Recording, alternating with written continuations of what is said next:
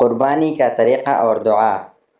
قربانی سے پہلے جانور کو چارہ پانی دے دے، چھری اچھی طرح تیز کر لے اور پھر جانور کو بائیں پہلو پر لٹا کر اسے قبلہ رخ کر لیا جائے۔ اپنا دایاں پاؤں اس کے پہلو پر رکھ کر تیز چھری سے جلد ذبح کیا جائے۔ ذبح کرنے سے پہلے یہ دعا پڑھے: انی وجہت وجہی للذی فطر السماوات والارض علی ملۃ ابراہیم حنیفا وما انا من المشرکین قل ان صلاتي ونسكي ومحياي ومماتي لله رب العالمين لا شريك له وبذلك وأمرت وأنا من المسلمين اللهم منك ولك بسم الله اللہ اکبر۔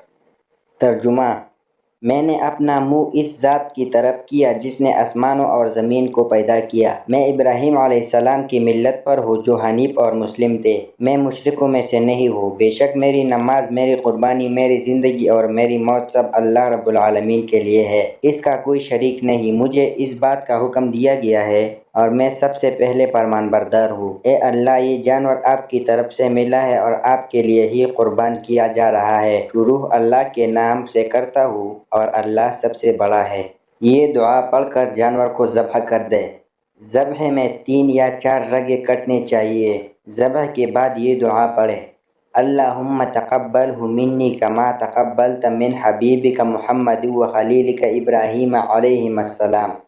ترجمہ: اے اللہ، میری طرف سے یہ قربانی قبول فرما جس طرح آپ نے اپنے حبیب محمد صلی اللہ علیہ وآلہ وسلم اور اپنے دوست ابراہیم علیہ السلام کی قربانی قبول فرمائی۔ اگر ذبح کرنے والا کوئی اور ہو تو منی کی جگہ من فلانی یا من فلانتہ اس کا نام لے کر جس کی طرف سے قربانی ہو رہی ہے پڑھے۔